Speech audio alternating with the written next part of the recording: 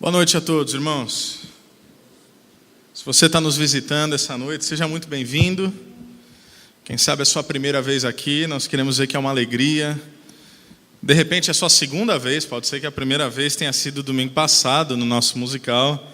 Se esse é o caso, nós ficamos também muito felizes de você ter vindo e retornado.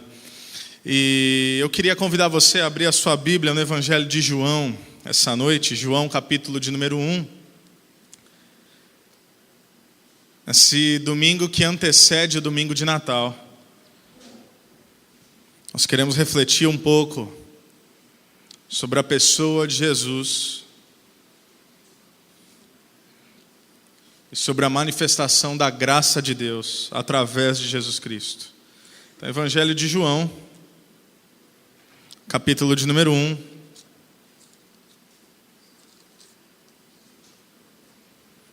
Eu peço que você me acompanhe a leitura dos versículos 1 a 18. Evangelho de João, capítulo de número 1, a partir do versículo 1 até o 18.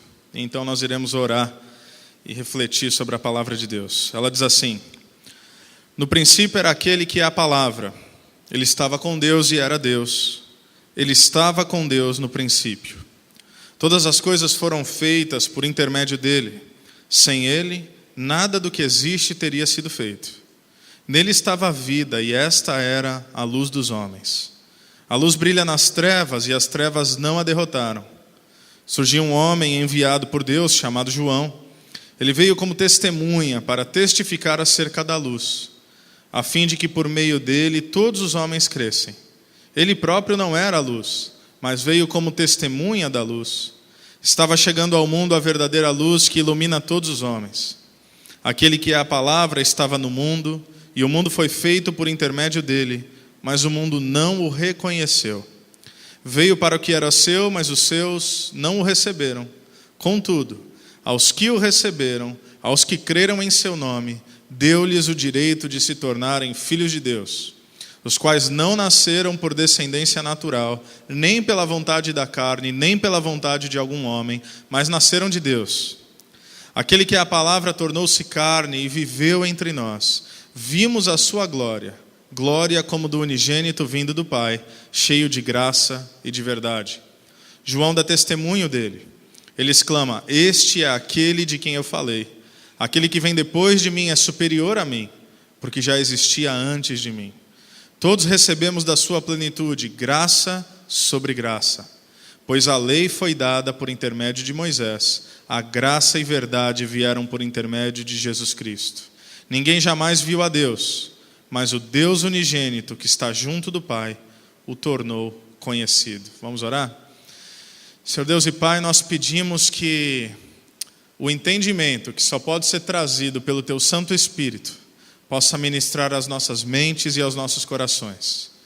Nós entendemos pelas Escrituras que o homem natural compreende apenas coisas naturais, mas o homem espiritual, isto é, aquele que tem em si o Espírito Santo de Deus, agora é capaz de discernir verdades transcendentes, verdades que estão além para a nossa capacidade humana, verdades que somente o Espírito pode revelar e testificar aos nossos corações.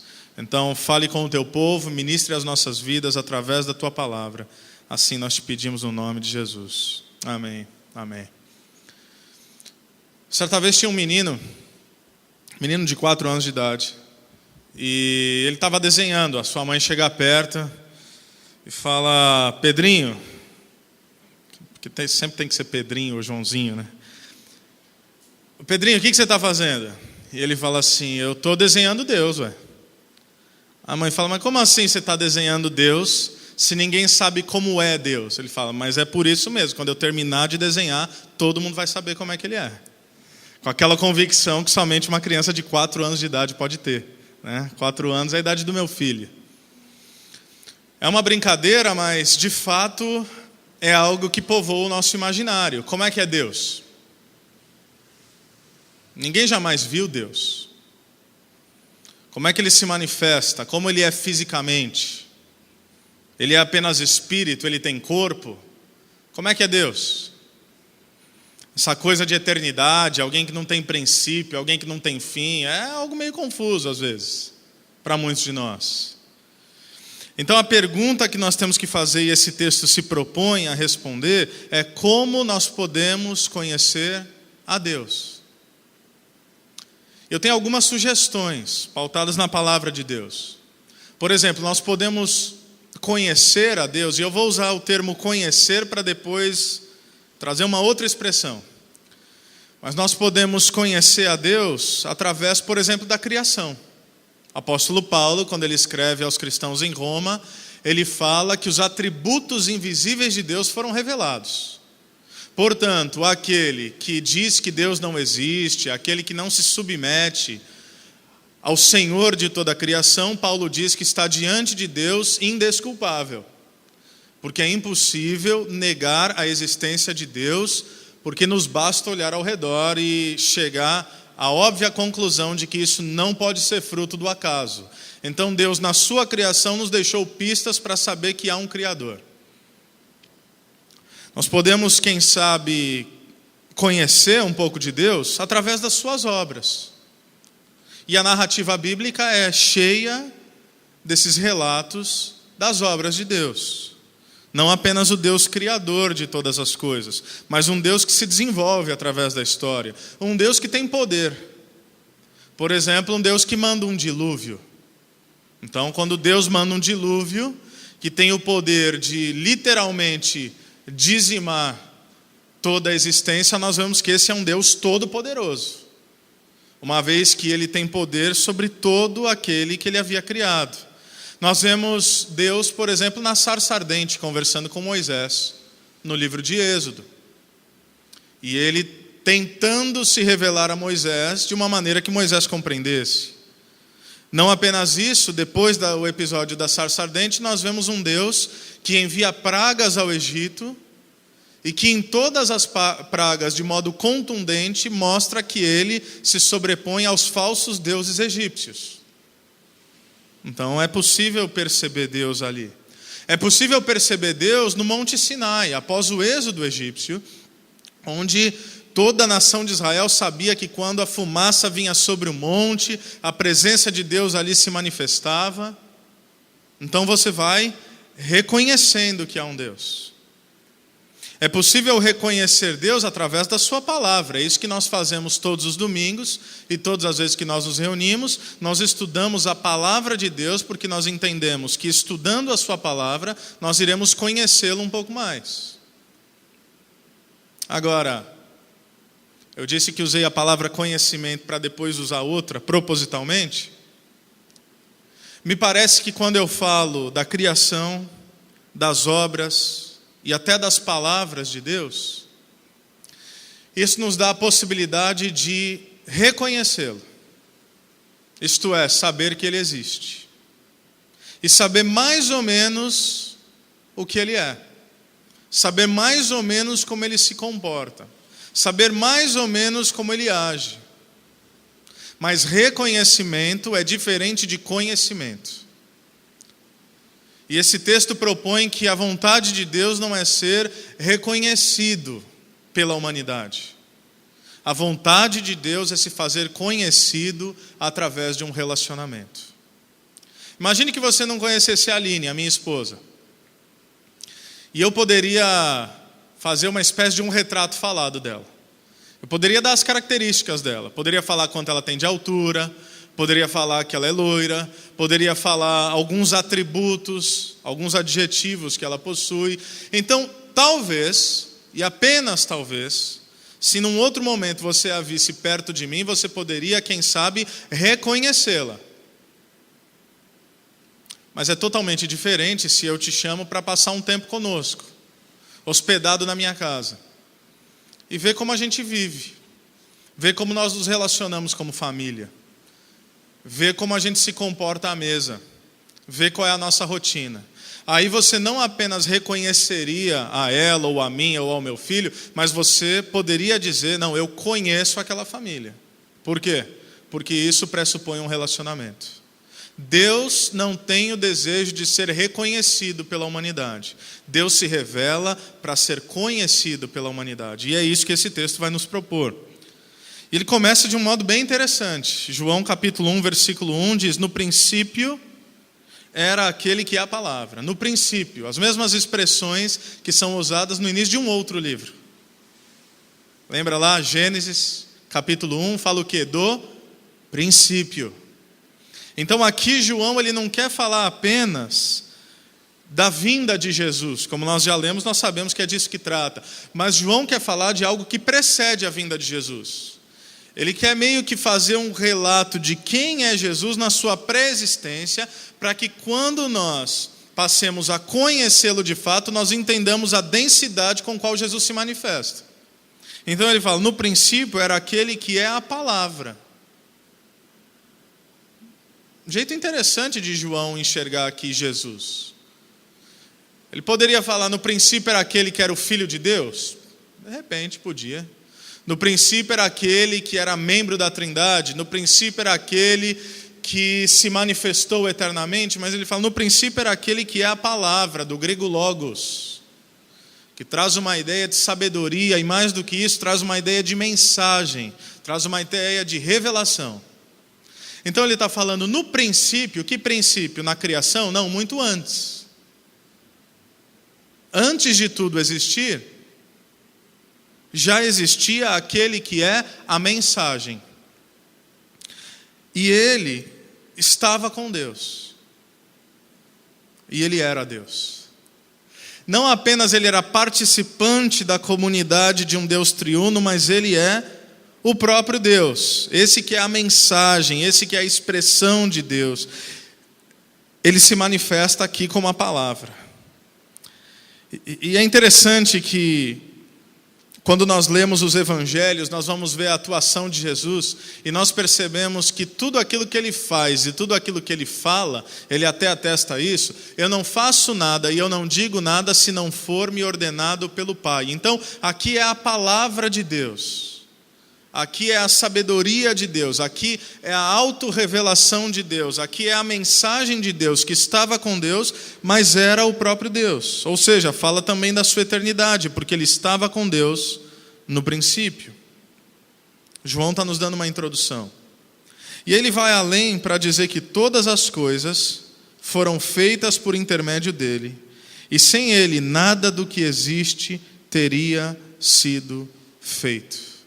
Isso é de uma profundidade sem tamanho. Ele está dizendo na afirmativa e na negativa que tudo vem dele, tudo é por ele, tudo é para ele. E de repente na nossa sociedade pós-moderna, sobretudo historicamente falando após o iluminismo, onde a racionalidade se propõe ou se sobrepõe a uma ideia de espiritualidade, agora o ser humano ele pode dizer coisas como, não, a religião nada mais é do que uma muleta. O ser humano pode dizer coisas como Deus é fruto da imaginação humana, é um ser criado. Há inclusive quem tenha dito que quando nós crescemos, nós ainda, por sermos carentes, precisamos dessa figura paterna e criamos uma ideia de um Deus, de um Pai celestial.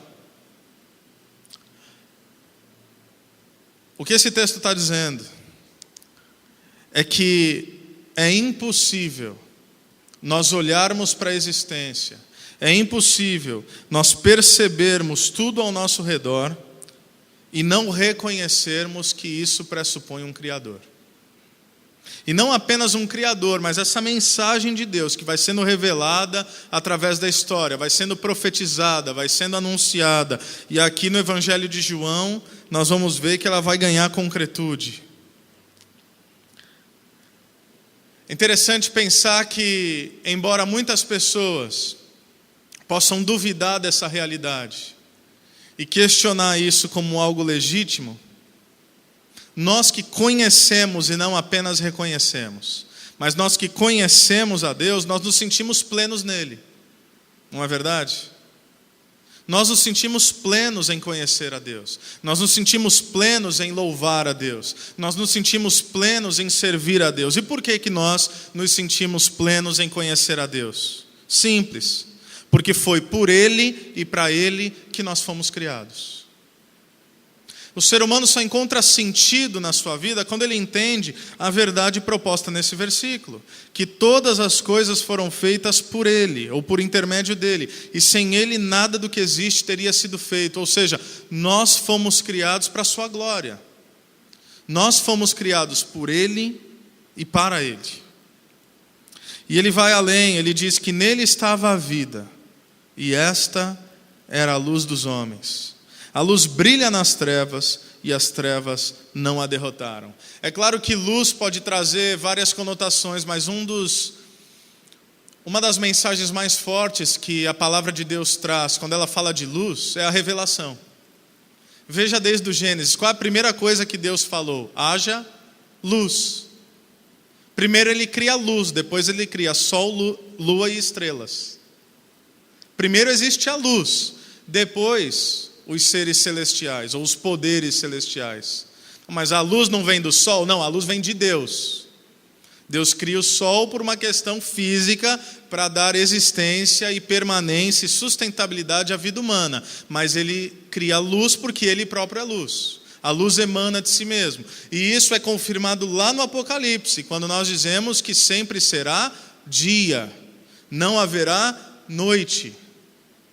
E não haverá necessidade de qualquer outra luz, porque a glória do nosso Deus, que é a fonte de toda a luz, nos ilumina.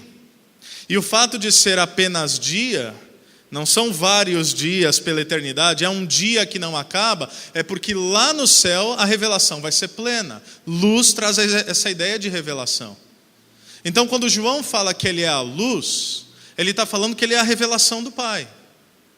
Ele está falando que quem não está nele, como nós vimos no domingo passado, está completamente em trevas, está tateando pela existência e não percebe que está completamente perdido. Paulo vai falar sobre isso quando ele escreve aos Coríntios, 2 Coríntios capítulo 4. Ele fala que o Deus dessa era, fazendo referência a Satanás, cegou o entendimento dos incrédulos para que eles não pudessem enxergar o quê?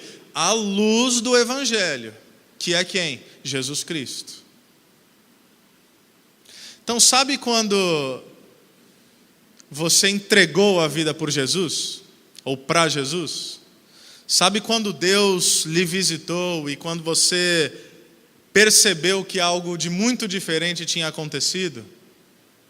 Nós poderíamos dizer, você foi iluminado. Então é isso que aconteceu. Tudo fez sentido. Tudo começou a fazer sentido. Nós ainda estamos nesse processo. A nossa visão às vezes é meio míope, mas a luz se manifestou e a vida se manifestou. Mas ele diz que a luz brilha nas trevas e as trevas não a derrotaram. E aí ele vai trazer o testemunho de João, não João, o autor do evangelho, mas João Batista. Surgiu um homem, versículo 6, enviado por Deus, chamado João. Ele veio como testemunha para testificar acerca da luz, a fim de que por meio dele todos os homens crescem. Ele próprio não era luz, mas veio como testemunha da luz. Estava chegando ao mundo a verdadeira luz que ilumina a todos os homens. Então João quer testificar essa realidade de que Deus ou Jesus Cristo é a resposta de Deus para que nós pudéssemos enxergar verdadeiramente. Por que às vezes nós usamos as expressões, nossa, o sujeito não está vendo o que ele está fazendo com a vida dele? Será que ele não está vendo para onde é que está indo? Será que ele não está vendo onde é que isso vai dar? Falta luz, falta clareza, falta revelação. E aí o ser humano, sem a revelação de Jesus Cristo, ele fica completamente perdido. E aí ele volta para o conceito da palavra no versículo 10. Aquele que é a palavra estava no mundo, e o mundo foi feito por intermédio dele, mas o mundo não o reconheceu. Ele veio para o que era seu, mas os seus não o receberam. Aqui João está falando especificamente do povo de Israel. João está falando dos judeus. Jesus era o Messias de Israel e ele vem se revelar à sua nação, mas o seu próprio povo não o reconhece como tal. Não o reconhece como fonte de toda a vida, não o reconhece como fonte de toda a luz, não o reconhece como Messias, não o reconhece como Salvador. E veja que interessante. toda a tônica desse texto, isso é muito importante, fala não de um homem que busca a Deus, isso é muito importante. Não de uma humanidade que busca a Deus, mas de um Deus que incessantemente persegue o ser humano que criou. E como é que ele persegue o ser humano que criou? Em amor. E o amor de Deus é tão grande que concede ao ser humano um certo tipo de escolha. De modo que ele, inclusive, sendo todo-poderoso, se permite ser rejeitado. Somente um Deus que é movido por amor aceita o desaforo de ser rejeitado por aquele ser que havia criado. E é isso que acontece em Israel. Ele veio para os seus, Jesus Cristo, mas os seus não o receberam. Contudo, versículo 12, esses somos nós. Contudo, aos que o receberam, aos que creram em seu nome, deu-lhes o direito de se tornarem filhos de Deus, os quais não nasceram por descendência natural, nem pela vontade da carne, nem pela vontade de algum homem, mas nasceram de Deus. Isso é lindo, porque nos mostra mais uma vez como Jesus Cristo se manifesta em amor. A nossa salvação não dependeu de nós, o texto está nos dizendo, não foi pela vontade da carne.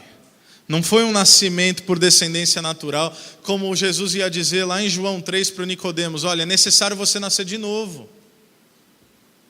Há pessoas que ainda pensam que a caminhada com Cristo nada mais é do que um rito, nada mais é do que uma lista de dogmas de pode ou não pode. É claro que o nosso Deus é um Deus de princípios, e os seus princípios são revelados na sua palavra. De modo que, inclusive, Jesus Cristo vai dizer que aquele que tem os meus mandamentos e os guarda, esse é o que me ama. Então, isso é óbvio. Mas nós não fomos salvos. E chegando perto do Natal, é importantíssimo pensar nisso. Nós não fomos salvos por aquilo que fizemos. Nós não fomos salvos pelo nosso mérito. Nós não fomos salvos pela nossa virtude. Porque o texto claramente está dizendo que nós nos tornamos filhos de Deus não pela vontade da carne, nem pela vontade de algum homem. Paulo, escrevendo aos Romanos, diria isso, que não há nenhum justo, nenhum sequer, ninguém que busque fazer a vontade de Deus. Todos pecaram e, portanto, foram separados, destituídos da graça de Deus, ou da glória de Deus. Isso é algo tão importante, irmãos. Algo que eu estava refletindo essa semana. Fui criado na igreja.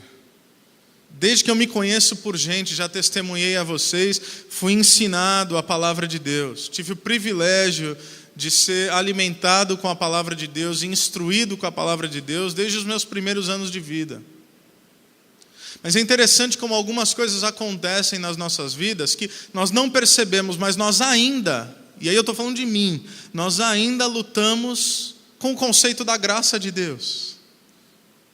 Nós ainda lutamos com o conceito da graça.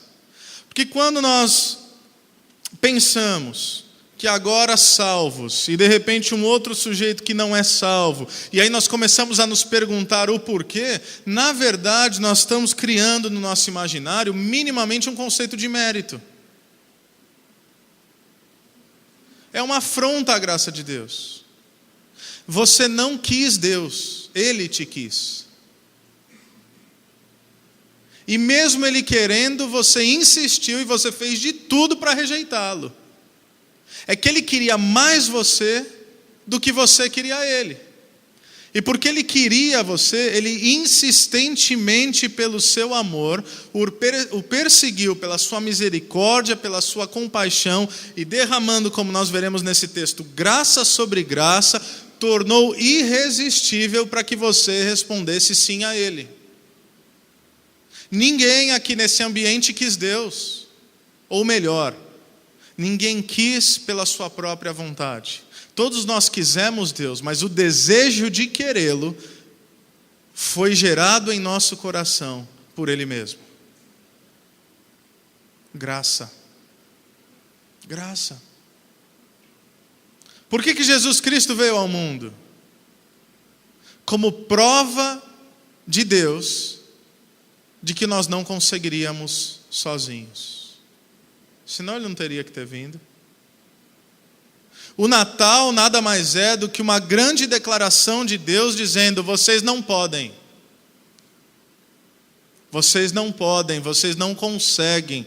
Vocês podem até querer viver uma vida, uma conduta moral, um alinhamento ético, mas isso é apenas cosmético, porque no coração e na essência vocês não conseguem. E por isso vocês jamais terão a capacidade de serem salvos. Vocês podem morar dentro da igreja, vocês podem fazer boas obras, vocês podem dar tudo que tem para os pobres, vocês não conseguem. É por isso que eu estou enviando o meu filho.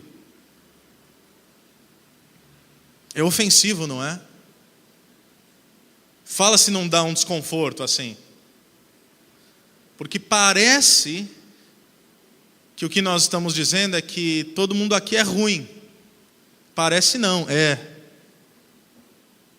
E todo mundo aqui é pior do que imagina que de fato é. É por isso que Jesus Cristo veio ao mundo. Porque a nossa salvação, o desejo de querê-lo, não vem da vontade humana. Isso nasce em quem? Fim do versículo 13. Em Deus. Nasce em Deus. A nossa salvação depende de Deus.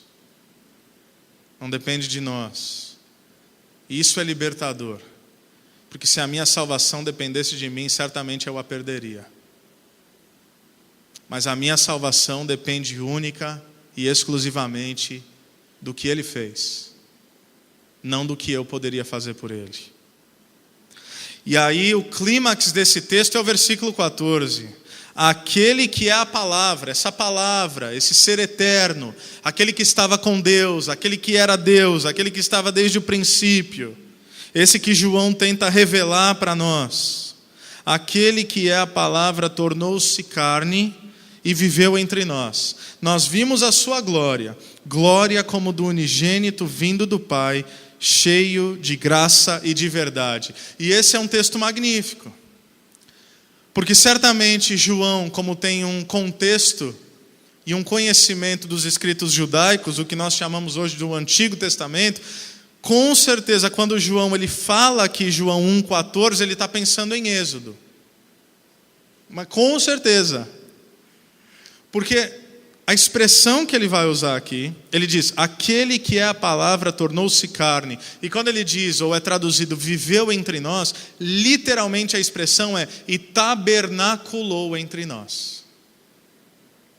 Você sabe o que é o tabernáculo? Você se lembra daquela história lá em Êxodo? Quando o povo de Israel sai do cativeiro egípcio, e aí Deus instrui, a partir do versículo 25, que eles construíssem o tabernáculo. Era um protótipo daquilo que haveria de ser o templo, construído futuramente por Salomão. O tabernáculo era um templo móvel. Então, eles montavam o tabernáculo, a presença de Deus ali se manifestava, eles adoravam, eles entregavam sacrifícios, e aí Deus dizia, é hora de ir embora. Eles desmontavam o tabernáculo, levavam tudo, continuavam caminhando.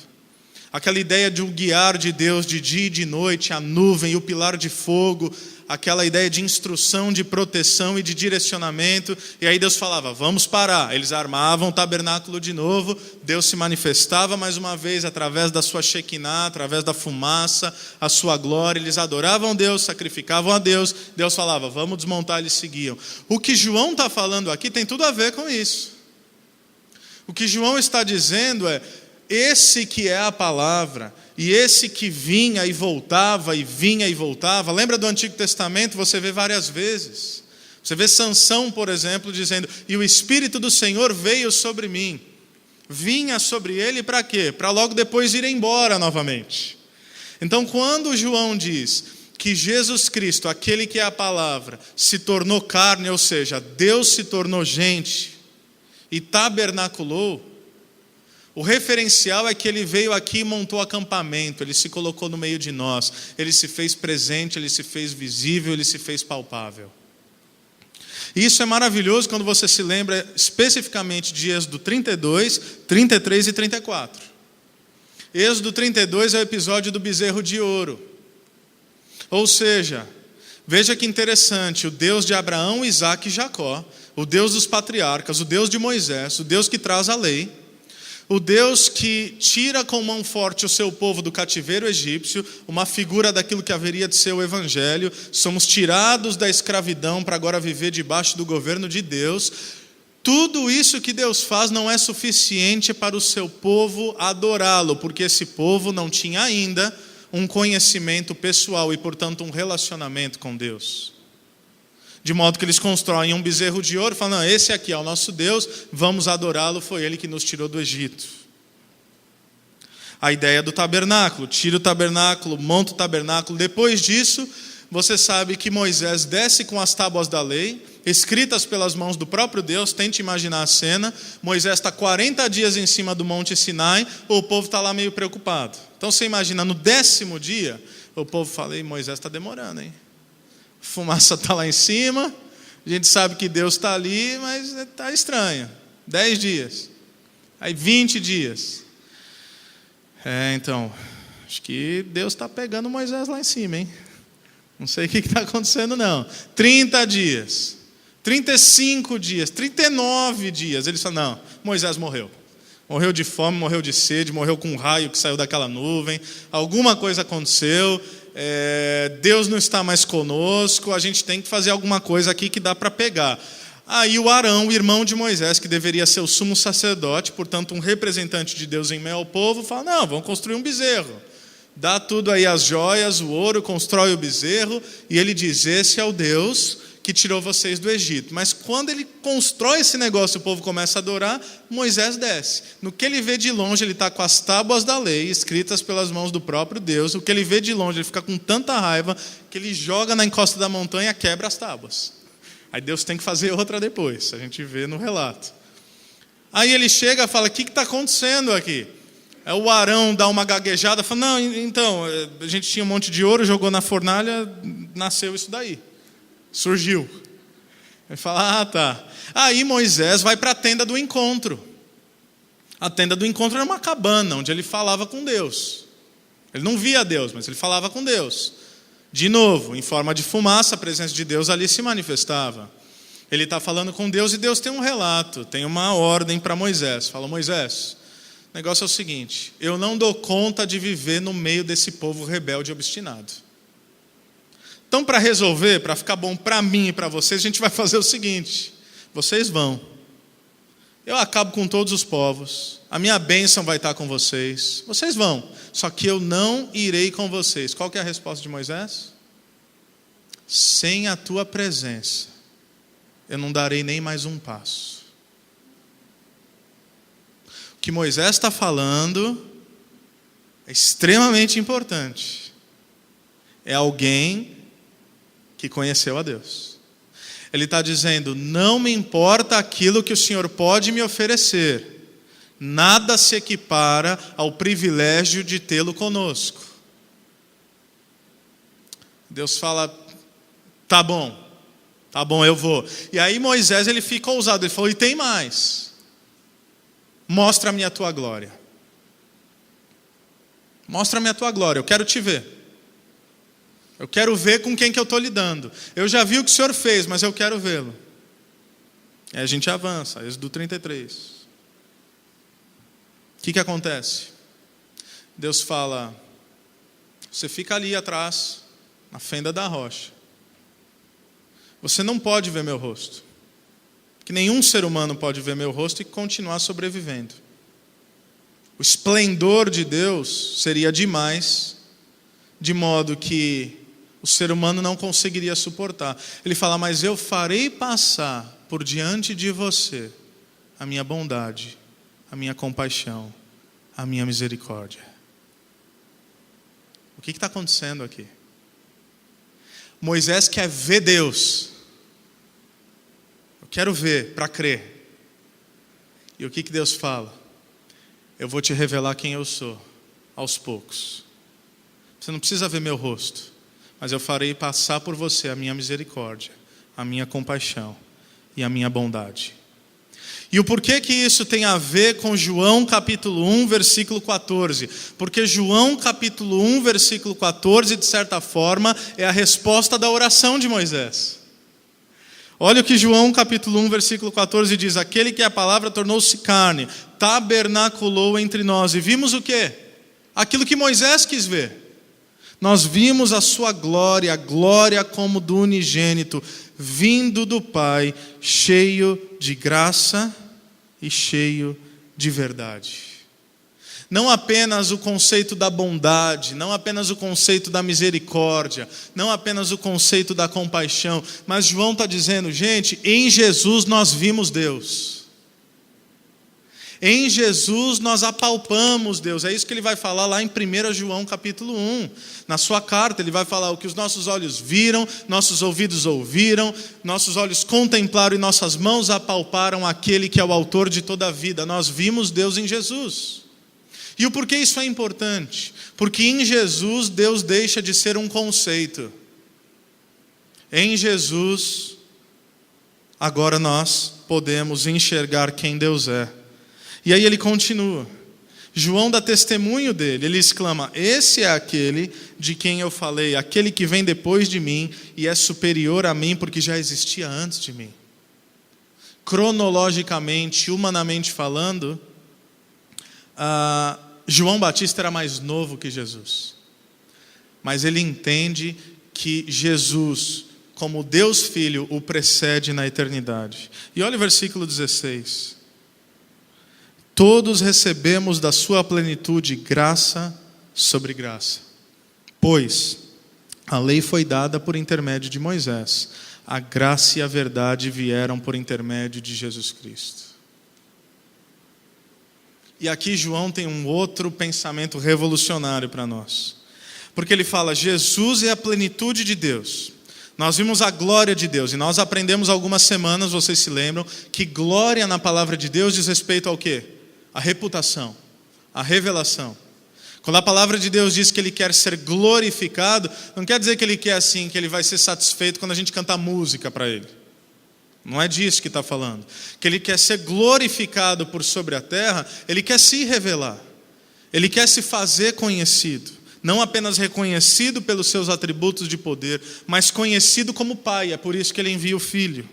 E agora o versículo 16 vai dizer que a partir da plenitude de quem Jesus é, que é de fato a plenitude de quem Deus é, veja bem, nós recebemos graça sobre graça. Quando nós lemos graça sobre graça, a ideia que nós temos é o quê? Graça sobre graça sobre graça. É assim, uma pilha de graça uma em cima da outra, não é verdade? E isso é verdade também. Mas quando você lê esse texto no original, não é essa a ideia que ele traz. Quando ele diz, nós recebemos graça sobre graça, ele literalmente está dizendo, nós recebemos graça, ou uma graça, em substituição a outra graça. Como assim uma graça em substituição a outra graça? Versículo 17, pois a lei foi dada por intermédio de Moisés, a graça e a verdade vieram por intermédio de Jesus. Sabe o que João está falando? João está falando que Deus ter nos concedido a lei, isso é graça. Isso é interessante. Deus ter nos concedido a lei é graça. O que ele está dizendo é, na plenitude de Jesus, nós recebemos uma graça, ou seja, a graça da nova aliança, a graça que se fundamenta a partir do sangue do Cordeiro, nós recebemos essa graça em substituição a uma outra graça, a um outro presente, a um outro favor não merecido, que é o quê? A lei. Porque de fato isso faz sentido quando você lê o apóstolo Paulo escrevendo aos Gálatas, ele diz que a lei tem o seu valor. Ele diz que a lei serviu como um tutor, no original, serviu como um aio até Cristo. Ou seja, a lei é aquilo que nos toma pela mão, nos mostra quem nós somos e nos dá de cara com Jesus. A lei é o que mostra que nós somos pecadores. A lei é o que mostra que nós não nos bastaríamos. A lei é aquilo que nos mostra que nós transgredimos. Porque se a lei diz para nós fazermos isso e nós quebramos a lei, agora nós estamos em apuros. Então, a revelação da lei, imagine só, é fruto da graça. A lei é graça. Porque imagina se Deus não tivesse revelado a nós a sua lei. Nós não saberíamos qual é o parâmetro. Nós não saberíamos o caráter santo de Deus. Para o que nós precisaríamos de Jesus se nós não tivéssemos a graça da lei? Isto é, como é que nós saberíamos que Jesus é o Salvador, sendo que nós não sabíamos anteriormente que nós precisávamos ser salvos? A lei é o que diz que nós precisamos ser salvos. E isso é graça. E o versículo 18 vai dizer: ninguém jamais viu a Deus, mas o Deus unigênito, que está junto do Pai, o tornou conhecido. Não reconhecido, mas conhecido. Eu falei aqui que mesmo sendo criado em lar cristão, a partir das Escrituras, mesmo sendo alguém que tem a incumbência de ensinar a palavra de Deus, na minha humanidade, por mais que eu tente resistir, às vezes eu me percebo e eu me pego como alguém que tem dificuldade em compreender plenamente a graça. Se nós achamos que tudo é por graça, por que nós nos preocupamos? Se nós achamos que tudo que somos e tudo que temos foi dado e concedido por Deus, como diz esse texto, tudo é por intermédio dele, tudo é por ele, através dele e para ele, por que a gente se angustia tanto? Porque quem sabe nós pensamos que a graça é válida para salvação, conversão, mas nós esquecemos que a graça é válida para toda a nossa existência. Porque como o Paulo vai escrever para Tito, lá no capítulo 2 da sua carta, versículo 13, ele diz que a graça é aquilo que nos ensina a abandonar as paixões humanas. A graça é aquilo que nos leva para mais perto de Deus. Como eu preciso todos os dias lembrar que é tudo pela graça. Como eu preciso saber que não basta reconhecer a Deus, mas de fato viver um relacionamento de profundo e íntimo conhecimento. E onde isso acontece? Na pessoa de Jesus. Talvez isso possa parecer tão óbvio, irmãos. Sobretudo se você já caminha com Cristo aí há 10, 15, 20 anos. Não é. Não é. Permaneça na graça. Permaneça sempre se lembrando que a manifestação de Jesus Cristo, revelando a glória de Deus, era exatamente aquilo que nós precisávamos para percebermos que tudo Ele é e nada nós somos. E chegando a mais um Natal, eu realmente oro para que um espírito de profunda humildade e reflexão possa tomar cada um dos nossos corações. Essa é a época do ano em que a gente já está cansado, é a época do ano em que a gente já está desacelerando. Aí chega janeiro, a gente já começa a acelerar de novo e fazer planos para 2017. E a palavra de Deus fala que tudo bem fazer planos, desde que a gente entenda que é Deus que direciona nossos caminhos. E desde que a gente entenda que tudo, absolutamente tudo, é fruto da graça. O que é o Natal? Natal é a declaração de um Deus que não ficou satisfeito em ser reconhecido pela humanidade, mas um Deus que foi além e queria ser conhecido, não apenas como divindade, mas como Pai. É por isso que Ele envia o Filho. Que a gente possa refletir sobre isso e permitir que essa vida, essa luz, essa graça e essa verdade possa permear todos os ambientes da nossa existência. Amém? Vamos orar.